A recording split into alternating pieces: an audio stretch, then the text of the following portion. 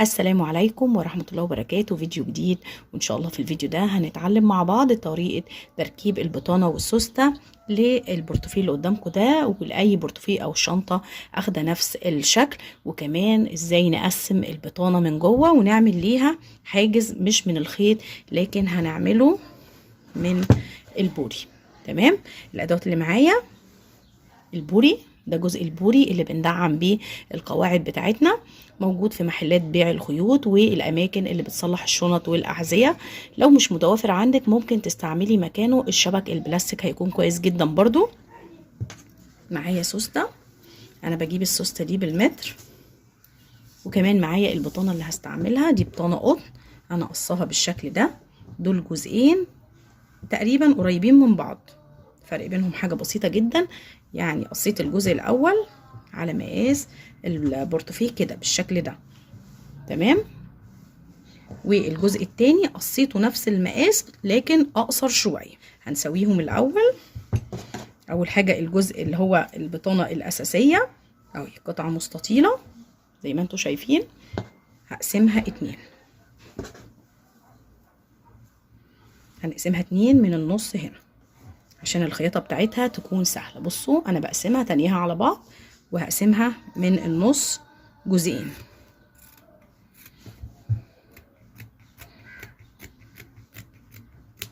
تمام كده البطانة بقت نصين زي ما احنا شايفين. الجزء التاني هنحطهم على بعض كده عشان ما نتلخبطش ويتوهوا مني. الجزء التاني هنسويه لكن هنسويه اقصر شوية. بصوا هو اقصر فعلا، شايفين مقاسه اهو، لكن انا هقصره شوية كمان بحيث ان هو يكون نازل لتحت، لان انا لسه هتني البطانة من هنا، فهقصر شوية. انتي من البداية بقى قصيه قصير.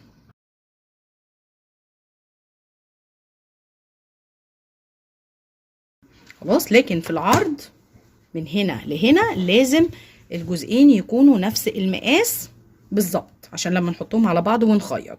تمام. الجزء اللي هيكون جوه بصوا موصول معايا اهو، موصول معايا وانا تانياه 2 على بعض.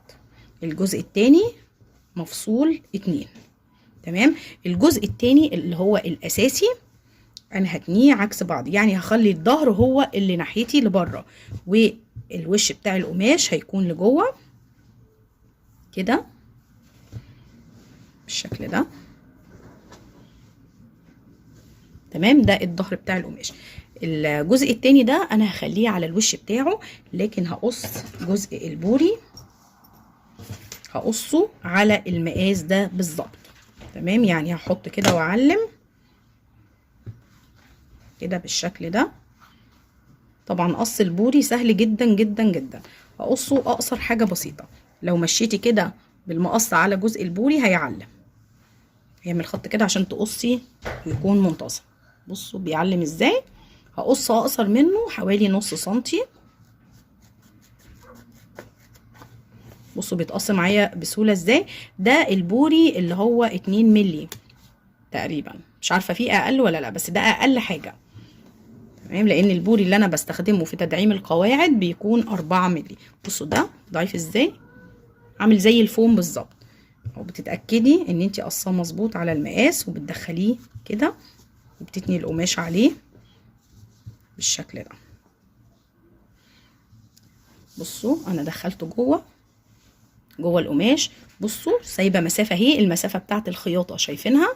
طبعا لو انت حسيتي ان هو كبير شويه ممكن تسويه وتقلليه عن كده علشان تسيبي مساحه للخياطه بتاعتك.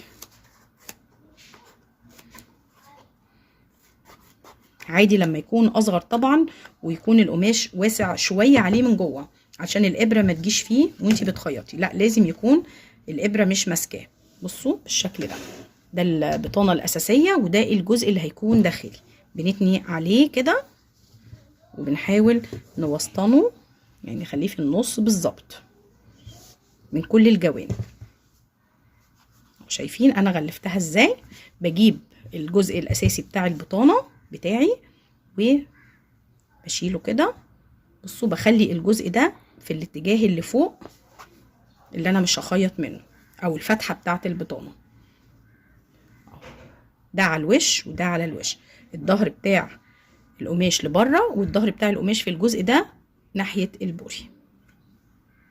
تمام، هنحطه كده بالظبط كده، شايفين؟ وهنجيب القماش ده وهنقفله عليه بالشكل ده، يعني هنعمله كده زي طبقات.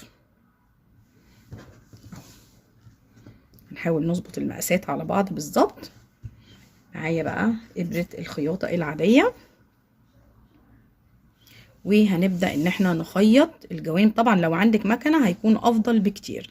هنبدأ ان احنا نخيط بداية من الجزء ده، من هنا هنخيط الجزء ده كده، وهنمشي بالخياطة لتحت.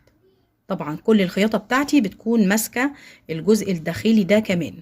خيط الجزء ده مع ده مع ده، 3 طبقات دول او ال4 طبقات دول هخيطهم مع بعض. هنخيط كده وهمشي بالخياطة في الاتجاه ده، وهرجع في الاتجاه التاني اللي في الجنب التاني ده بالخياطة. يعني هخيط ال3 جوانب وهسيب الجنب ده هو اللي مفتوح، لان ده اللي هنركب منه البطانة في البورتوفيه او الفتحة بتاعة البطانة. تمام، انا هخيط ال3 جوانب دول وهنرجع نشوف الخطوة اللي جاية مع بعض.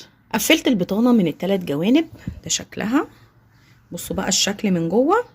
طبعا انا سايبه جزء كبير هنا، شايفين؟ قبل الفاصل اللي جوه ده، علشان وانا بركب البطانه اتنيها كده، والحرف بتاعها وانا بركبها يكون متساوي.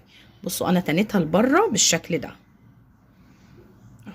هحاول اظبط التانية قبل ما احطها جوه البورتفيه بتاعي او الشنطه. بصوا كده اهو، تنيتها بالشكل ده. بظبط التانية، بخليها متساويه.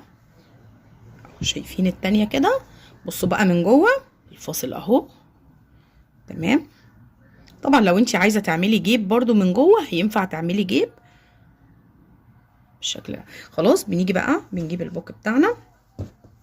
هي بالظبط انا قستها لقيتها بالظبط، لكن قبل ما بركب البطانه انا هركب السوسته. تمام، معايا السوسته بتاعتي انا مجهزاها على التركيب على طول، وقصاها على المقاس بتاعها ولسعه الاطراف، لان انا السوسته بتاعتي بالمتر فبقصها. سويتها على المقاس بالظبط.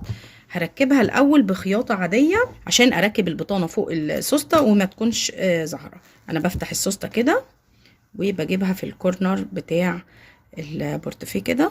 بصوا بالشكل ده، وباخد المقاس الاول بشوفها واصله لفين. ببدا ان انا اثبت الجزء اللي في النص في الكورنر بالظبط، علشان ايه البورتفيه ما يكونش معوج مني على جنب، في النص بالظبط اهي. بإبرة الخياطة العادية ببدأ أثبت خياطة جنب لوحده وجنب لوحده، وهي مفتوحة بالشكل ده. أنا بخيط بخيط نفس اللون اهو، علشان ما يكونش ايه، عشان اخد راحتي في الخياطة وما يكونش فيه غرز ظاهرة من بره. طبعا الغرز هتكون ظاهرة من جوه، لكن وانا بركب البطانة كل ده هيتدارى، لان انا هركب البطانة على السوستة، فهداري الخياطة اللي انا شغالة فيها دلوقتي.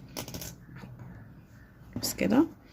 بصوا بتثبتي بقى من الجزء ده كذا مرة، يعني بلف كده 2 3 مثلا رايح جاي، بحيث ان الجزء ده يكون جامد، لان ده الجزء اللي انا هشد منه، فمحتاجاه يكون متماسك اكتر حاجة يعني.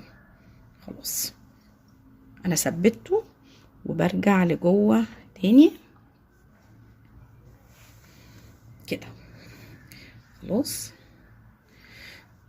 بفتح بقى السوستة على الاخر وبجيب الجزء ده كده، وببدأ ان انا اجيب الجزء ده على عدلة البوك بتاعي او الشنطة اللي انا شغالة فيها كده. الاسنان بتاعة السوستة بخليها طالعة على الحرف بالظبط، الخيط بتاعي جوه اهو. بثبت بقى السوستة في جسم الشنطة كده او الحاجة اللي انا شغالة فيها، بس تحت شوية. اعمل حساب ان انا لسه هثبت البطانة. مجرد ما اخدتي اول غرزتين 3 كده بس، حاولي تظبطي مقاس الغرز بتاعتك. انا هكمل تثبيت الجنب ده وهثبت الجنب التاني بنفس الطريقة، وهرجع لكم اوريكم شكل السوستة ثبته ازاي. كملت تركيب السوستة، شكل بقى كده. بصوا السوستة سلسة جدا وانتي بتفتحيها، شكلها من جوه شكل الخياطة خياطة عادية جدا، واحنا بنركب البطانة هنحاول على قد ما نقدر ان احنا نداري الجزء ده. التثبيت بتاعها كويس. الجزء التاني اهو. اهم حاجة وانتي بتركبي السوستة تتأكدي ان هي في الفتح والقفل سلسة معاكي. شايفين السوستة اللي بالمتر دي ممتازة بجد، انا بحبها جدا. واهم حاجة كمان ان انتي تتأكدي ان جزء السوستة اللي فوق ده شكله حلو ومفرود معاكي بالشكل ده. خلاص الخطوة اللي جاية بقى هنركب البطانة. البطانة جاهزة اهي، متنياها ومجهزاها على مقاس البورتوفيه اللي انا شغالة فيه. بتدخليها كده وبتتأكدي ان المقاس مظبوط اهو. ظبطي المقاس من جوه